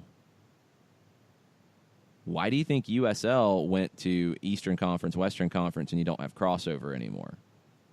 Try to cut down on some of this stuff. We can argue that travel isn't that big of a cost, isn't that big of an effect, but I'm going to argue against you on that at every time because I've seen these budgets. I've been part of these things. It is a massive change to an organization that has to fly across the country and play games. So much goes into logistics with that. It's not easy. And to go from an amateur setup to a professional setup and include cross-country travel, it won't be easy. I hope they will be fully prepared for it by the fall of 19. But I think there's going to be some bumps in the road because that's a big jump for some of these clubs. For a Cosmos, for a Miami FC, you're talking about a different situation because they've been there and done that before. For the rest, it's a difference, and I don't think it's as easy as it sounds. But if you start trying to do 2 games on a trip like that, it's going to be a bad look. And Michael Head, he has his Thursday thoughts ranking of the MLS stadia he's attended. Since we had into that discussion earlier in the segment, he says number one, Audi Field. We'll talk about Audi Field in a minute. Okay. Number 2, Orlando. Number 3, Seattle. And then he has ellipses going down to number 10, Bridgeview. Yeah. Bridgeview just didn't have a lot going for it this season when we were there. Audi Field, I'm sure from a fan perspective, it's awesome. It's a huge upgrade from RFK. From a broadcast perspective, at least where we were, it was bad. I disliked it the most of anywhere we've been this season from the broadcast positioning and perspective. Mike didn't like it as least as I did. He liked it a little bit more than I did. I couldn't stand it. It was really awkward. The New York radio team called it the armpit of Audi Field, where their broadcast booth was. It kind of felt that way. We were behind the end line on the press box side in a closed-in plexiglass booth. It was weird. Wasn't a huge fan. I know Glenn Crooks and the NYC team because their TV did not travel for that game. I think they called it out of the studio back in New York. They were able to get into the visiting TV booth, and it was much better. It was basically like one of the suites. So, okay, that's cool. They made that work. That was good. I wish we had had that. We did not. So, yeah, that's one I hope they can figure out a better way to do it. It just didn't work as well, and it felt like with everything being rushed to get the stadium done on time, that maybe that was part of it. I don't know. But it was a tough situation. We persevered as best we could. And, I think that really going forward, I would hope that the newer stadia, regardless of sport, take armpits into account because No, I mean, look at what the new idea is for moving broadcast booths, especially radio. I mean, generally we're in the corners or ends now, as opposed to being at midfield, which I totally understand from a business perspective. I mean, prime corporate suite selling, I totally understand it. I'm pretty used to it. I mean, we're in the corner somewhat at Mercedes-Benz, and I'm pretty used to it. We also have great monitors and a great situation for anything we need like that, so it works. When you're in a corner and nothing is thought out in terms of monitors and view, that's a problem. Yeah. But, yeah, the trend is for radio booths to be pushed more into corners as opposed to being at midfield. That's why I think Chicago was really cool and LA Galaxy at StubHub was really cool because midfield view was great. This season at Auburn, as an example, what they've done is they took the radio booth, to your point, and created a new end zone party suite looking thing over. Literally, it is over from the end zone. So radio has gone from the 30-yard line to probably a good comparison would be almost press box seating, not quite where you and Mike are at Mercedes-Benz, but literally to the corner flag. And that's what they've done with Auburn Radio this year. Create a new shiny building, put radio in there, and put suites in the press box reconfiguration. Yeah, I mean that's the business of sports. I totally understand it. So as long as you just think ahead and plan for monitors and plan to make it easy for the broadcasters to do their job, if they're in a less than ideal location, it's fine by me. I don't mind calling it split between live and a monitor. I don't mind that at all. Let's take a break. Come back. More Thursday thoughts after this. Stay with us. Sweet strawberry icing. You're in Goodwill, and just past that vintage denim jacket you spot miniature donut earrings. You lean in. That's the scent of shopping success. Because at Goodwill, every item you buy funds local job training and more. So bring home those donut earrings and bring home so much good to your community. Goodwill. Bring good home. Brought to you by Goodwill and the Ad Council. Soccer Down Here is sponsored by Apolinsky & Associates, LLC, personal injury lawyers with over 30 years of experience. Call Steve Apolinsky at 518-350-4231 or email him at steve@aa-legal.com if you need help with a wrongful death or serious injury matter. Steve Apolinsky is rated one of the top 100 trial attorneys in Georgia, recognized as legal elite by Georgia Trend magazine for being one of the most effective lawyers in Georgia. Hamilton was adopted from a rescue in 2008. He really likes to be around people. I get out my mat and I'm doing a downward dog and he's underneath. He's quite the pug about town. He gets invited to a lot of parties. He knows he's a pretty big deal. Look at this little face. How could you not love him? Hamilton the Pug, Instagram star and shelter pet.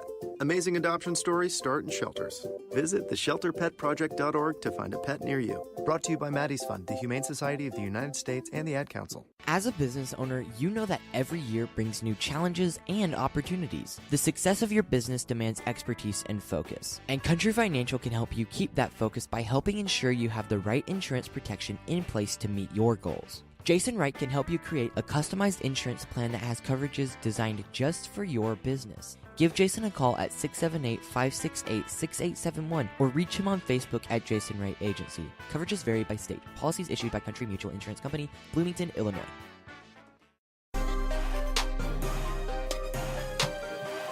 Welcome back. Soccer Down Here, November 8th edition, Thursday Thoughts edition. Get them in on Twitter at Soccer Down Here.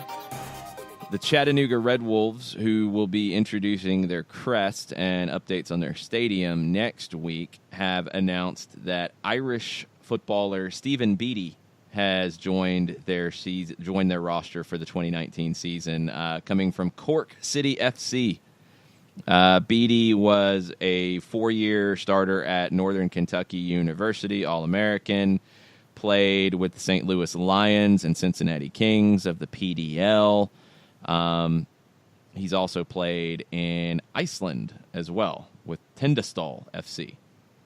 I think I got that one right. I'll take it. Yeah. But Beattie, there's a good chance you didn't, but it's okay. That one actually looks okay. I mean, it's not too crazy. I mean, maybe Tindastóll. There's an accent over the O.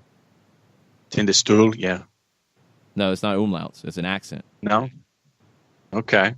Oh, it's like a legit mark, accent. not the okay. That's what I'm saying. An accent. There's no. It's not an illegitimate accent. It's an accent. Okay. Now, if the Chattanooga press release meant to put an umlaut there, then that's a different story, and then they left me hanging out to dry. But I'm going to go Tindastóll. Belated happy birthday to Sean McDaniel, by the way. Yes, he's been a little busy lately. We might see if we can get up for this announcement of their brand and crest and logo and everything to go with the Red Wolves on Thursday, the 15th of November. It's kind of grown on me, to be honest. I wasn't too sure about Red Wolves as one of the nickname possibilities, but it's growing on me. Now I want to see what they do with the brand, because that could take it either way for me. Get sponsored by Red Dog Beer. Well, they do that on if they are creating a link to the old Atlanta Ruckus via Red Dog Beer, which I don't even know if it's still being made, then I'm all in. I don't think it is. Did you see what the Pittsburgh Riverhounds are doing on the 18th? I did not. What are the Pittsburgh Riverhounds doing? From noon to 4 p.m. at Highmark, they're having Peace on the Pitch on the secondary title, Standing Together Through the Beautiful Game. Because of what happened at Tree of Life in Squirrel Hill, they're hosting a fundraiser at Highmark on the 18th, with all proceeds and donations being split between the Jewish Federation of Greater Pittsburgh and the City of Pittsburgh Department of Public Safety. Friendlies consisting of 7-on-7 competitions, various age groups, 64 openings. After the friendlies, a first responders game and a penalty shootout will be taking place. With each goal during the shootout, partners will offer a paid donation for the fundraiser and special T-shirts donated by Adidas, and those will be sold, proceeds going to the fundraising effort. Riverhounds SC logo with the wording #Stronger-than-hate underneath, and they'll accept open donations at the event as well.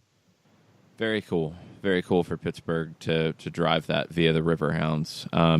stay tuned on that. I'm sure there'll be some more things that come out right ahead of it.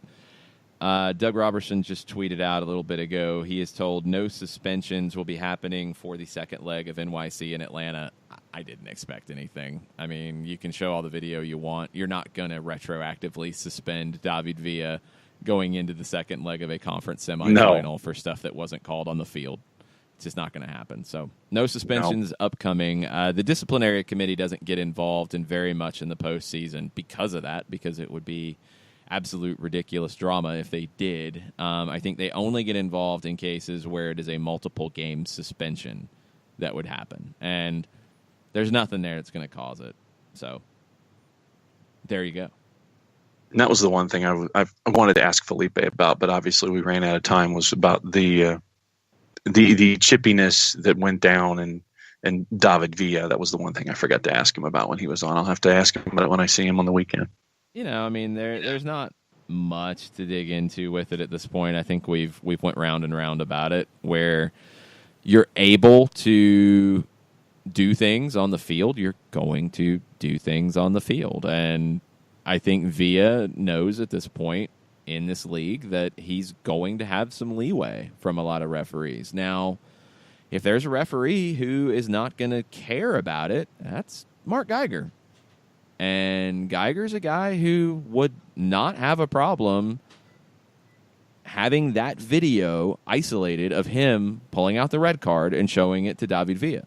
So I think that's a good thing here. I think Geiger, as long as he calls the match consistently, I'm fine with it, because he will not have a problem making a big call. From the Atlanta perspective, you just can't give him the opportunity to. What do we think is going to happen tonight? Let's start with you, Jarrett. Seattle-Portland. What are you expecting tonight? I keep going back and forth on this all week. Every night I've kind of gone back and forth on how I think this is going to go down. Chad Marshall missing is huge. I wonder if in as much as the sickening irony that, Chad Marshall's not going to play and the game shortened, and maybe that causes guys like Roldan and Marshall, maybe they could have been available for the Sunday game, but they won't be available now. I'm wondering if this really quick run of games hurts Portland, and they run out of gas at the end, and Seattle manages to cobble it together. Nicoladero and more importantly, Rui Diaz step up and drag Seattle through this in a really ugly fashion. The reason I don't think that's necessarily the case is Portland was able to rest guys on decision day because they were pretty much locked into where they were going to be in the postseason. So they rested a lot of guys on decision day. They played knockout round on Wednesday. Then they played on Sunday. So it's not quite as much as some teams are facing in that boat. And I think they're also a team that's very comfortable in just sitting back and not worrying about running themselves into the ground. They do get Larry's Mabiala back as well, who was suspended for the first leg of the conference semifinals after the red card against Dallas. So that's another player who's pretty fresh. They have a lot of players to worry about in terms of yellow card accumulation if they get through. Ridgewell, Chara, Ebobisse, Blanco, all on yellow cards. You can't worry about it. You just have to play, but that could put them in a tricky situation in the first leg of the Western Conference Finals. I just don't know if Seattle, without Chad Marshall, can get it done. If Christian Roldan, who is listed as questionable with a hip flexor, technically Chad Marshall's listed as questionable, which is baffling to me. I don't see any way he is on a field playing tonight, but I don't know if it's just gamesmanship or what. He's listed as questionable. Roldan is day-to-day. If you're missing both of those guys, I don't think Seattle gets through. Well, no. There's day-to-day for us, and there's day-to-day for Christian Roldan. I think that's a whole different scale. And without Marshall, that was A. And then I guess A1 for me would be the health of Roldan. So that's why I was leaning Portland making it through in this one, just because of those two question marks hanging over Seattle's head. I think Portland gets through 1-0 with a win tonight on a counterattack goal from Blanco. I'll go Ebabise gets the goal tonight, and I'll go 1-0 also. Jair Marufo is in charge of the match tonight. Jarrett, you want to make a prediction? Sure, I'll go against the grain and say have some fun with it. I'll say Seattle 2-0. You've always liked the Zombie Sounders. I don't. I don't like the Zombie Sounders. They aggravate the you-know-what out of me. I wish they would just stay dead, but they won't. And that's kind of aggravating. But they just won't stay dead. No matter how many times you double tap them, they don't stay down. I think the Zombie Sounders find a way, and I have to be angry at them for another couple weeks. Okay, I'll rephrase. You have always respected the Zombie Sounders. How about that? Respected, feared, George A. Romero style, yeah. Yeah, I'm saying respected in that perspective. Yeah. Not that you respect their style of play, but you respect that they are a threat. The England of MLS? Yeah. Ooh, man. There you go. All right, Jared continues to anger different aspects of the SDH listener base. I like it. He's feisty today. We're going to take our final break, come back with one more segment on a Thursday Thoughts edition of the show. Stay with us. We'll be right back. The average time a resume spends on an HR manager's desk is 7 seconds, and most of them are tossed aside. Now imagine if one of those resumes belonged to Yasmin, who was living in a shelter, juggling 3 jobs. I had to be resilient.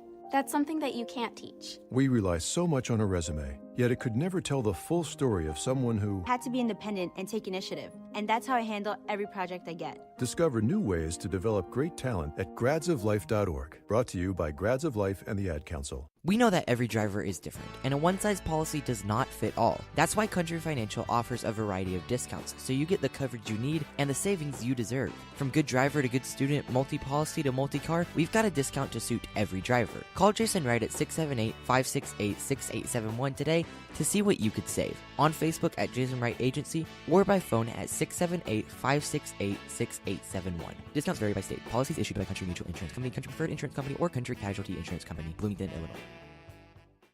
Hey, hon, what you doing with your phone? Taking pictures? No, I'm asking it questions. Like what? Hey, Bobo, do flowers have best friends? I'm sorry. I'm afraid I don't know that. Hey, follow me. I want to show you something. Look, flowers do have best friends. Whoa. Some answers can only be found in nature. Discover the unsearchable. Visit discovertheforest.org to find a trail near you. Brought to you by the United States Forest Service and the Ad Council. Soccer Down Here is sponsored by Apolinski & Associates, LLC, personal injury lawyers with over 30 years of experience. Call Steve Apolinski at 518-350-4231 or email him at steve@aa-legal.com if you need help with a wrongful death or serious injury matter. Steve Apolinski is rated one of the top 100 trial attorneys in Georgia, recognized as legal elite by Georgia Trend magazine for being one of the most effective lawyers in Georgia.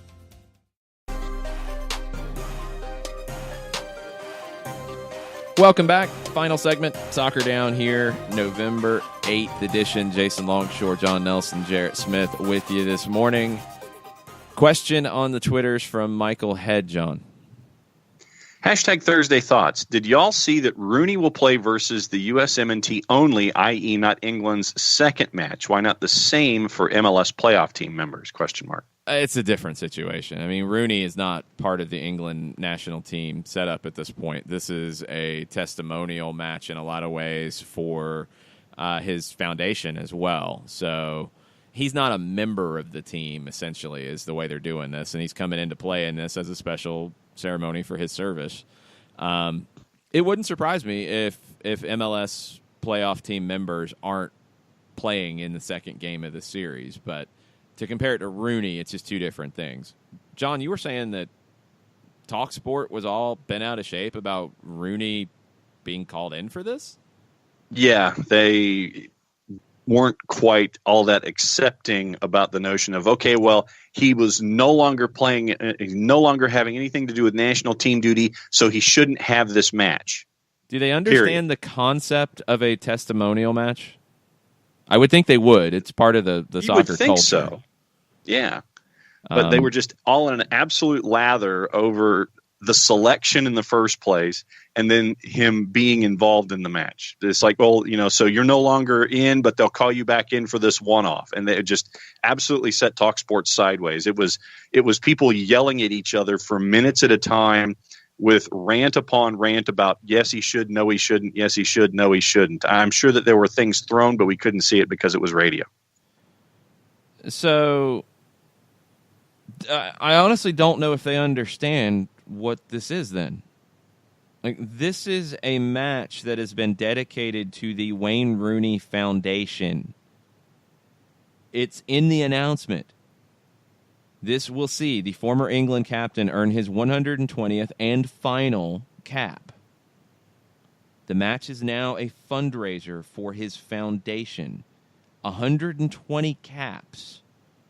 Yes, in England lore, that gets you a match like this. It has nothing to do with what he's doing now, where he's playing, any of that. That's like I just expect more out of some commentary. That's baffling. He retired from international duty in August of 2017 officially. So no, he is not part of the national team setup. He retired, and that was their line of demarcation. That was what set them off. I'm sorry that there is nothing justifying outrage about this other than people just being bent out of shape because it's Wayne Rooney involved. Because some people get bent out of shape whenever Wayne Rooney's name comes up. He's one of the greatest England internationals of all time. Period. Full stop. That was a subplot in the discussion. Yes. I don't care about a subplot. That should be the plot. That's the whole thing. He is one of the best players to ever put on an England shirt. Period. And he has a foundation. You're playing the country that he is currently playing in. It is a great moment. It is a meaningless friendly, far away from qualifying for anything. England doesn't have a Gold Cup to worry about next year. They don't have anything to worry about except qualifying for the Euros. What is the harm in this? If you're getting mad about a foundation fundraiser for a foundation that concentrates its efforts on improving the lives of disadvantaged children due to serious illness, poverty, or abuse, yeah, you need to check yourself. This is a good moment for an England great. Celebrate it and move on and stop whining. Talk. Yeah, and like I said, the part of the subplot being that, well, why are we giving it to him and not others in the past? That was the subplot. They've given it to many others in the past, and they're giving it to him right now because it fits perfectly into the schedule in a meaningless game against an opponent that actually has a connection to Wayne Rooney at this point. So there you go. Stop whining and just celebrate something. Can we stop complaining about every single thing or finding some aspect of anything that gets said or done to complain about and just realize that, hey, this is a meaningless game. It's a nice moment. If he plays 45 minutes and gets subbed out and gets an ovation, what's the harm in that? Besides the whole raising money for disadvantaged kids, because, that's a bad thing to get upset about. There's a beef for you. Fools. Yeah. When that word came out, it just... I know that my raised eyebrow and disbelief doesn't translate to radio, but it was just them yelling at each other over various things. It was somewhat stunning radio that when it was a breaking news story that they were reacting in that manner. Let's take it to another side of it. This is something that U.S. soccer really hasn't done much of. Honoring great internationals in these types of setups. We had one for Landon Donovan. I don't think Clint Dempsey really wanted anything like that, and that's probably why it didn't happen. So many great members of the U.S. national team didn't receive that type of honor. Tony Meola kind of did when he was given a 100th cap by Bruce Arena in a pre-World Cup friendly in Cary, North Carolina. I want to say it was ahead of the 2006 World Cup when Meola wasn't part of the squad. He was the third keeper in 2002. I can't really think of many others. And this is something that needs to happen. You have to embrace the history of this. That's why this is a good thing for England to do. This is a guy who will go down as one of the greats. He deserves this moment. When it fits, because you can't always do it, because if a player, their career ends due to injury and you don't get this kind of moment, okay. If a player, retires at a point where you're going into huge, big-time World Cup qualifiers, no, you can't do it. If you have an opportunity for a friendly that you can schedule that doesn't mean anything and you can do something like this that is nice to do it. U.S. Soccer schedules all kinds of friendlies in spots that aren't that important. Have these things happen sometimes. The women need to do it too. Yes. They haven't really, outside of the one that I remember against Mexico at StubHub when Mia Hamm, Julie Foudy, and Joy Fawcett all retired together. And Mia switched her jersey at the half to have the Garcia Parra jersey? Yes. That was a very cool moment. You didn't get that for quite a few others. And, you're going to be coming up on Carly Lloyd, soon, that, you should have these opportunities when you can. If it's something like this where the player gets to play, great. If it's not, if you do like what they did with Dempsey, where it is kind of a wave to the crowd at halftime, but they're honored for their time with the national team, do it. There's nothing wrong with these things. Find what is appropriate for that moment and that player and what they're comfortable doing, and do it for your all-time greats. They deserve to be honored in a way like this. They deserve a send-off. Who else have we missed in having these opportunities? Oh, I could go through a list of 100 players that are in that type of setup. 100's an exaggeration, but Tab Ramos, Ernie Stewart, let's see, Bocanegra, Cherundolo, yes, McBride, Tony Sane's close, but probably not quite to that level. Casey Keller, Brad Friedel, Tim Howard. That happens all the time. So these players need to be honored by their national teams in ways that are appropriate. I think it's great what England's doing, and anybody who criticizes it is just looking for something to yell about. All right, so what's going to happen tonight in the USL Championship? I know we predicted the MLS game, but what about tonight? I think Louisville gets it done. You don't want to give Drogba any set pieces or any opportunities, not from the run of play. The guy is 40 now. He doesn't have the legs he used to, but in short, isolated bursts, he's still dangerous. And on set pieces, he's very dangerous. So you got to avoid those if you're Louisville, but I think Louisville's the best USL team this season. I think they get it done. So I'll agree with you. I'll go 2-1. I think it might be dicey at the end, but I'll go 2-1. I'll go 2-1 Lou City. It's really impressive considering they lost their coach halfway through the season. Yeah, and they were managed by a group of players for a while who got results, and then they just dropped another coach in, and there you go. With the continuity that they had as a group, I think it speaks a lot to them. So I think it'll be the perfect end, home match, home win, title, and Lou City will get it. All right, we'll finish with this. Marca in Spain has an article from Arch Bell where he talked to Miguel Almiron. Miguel talked about the upcoming match. No major, quotes here about it. He said that it'll be a very difficult match. Atlanta's preparing to try to get a good result. NYC has good players. They're complicated, but at the same time, Atlanta's going to make it their game. The final quote where, the talk about Europe was brought up, Miguel said, and this is translated, "Playing here in Atlanta has been a nice experience. I'm just thinking about Sunday's game. I'm not thinking about Europe." So there you go.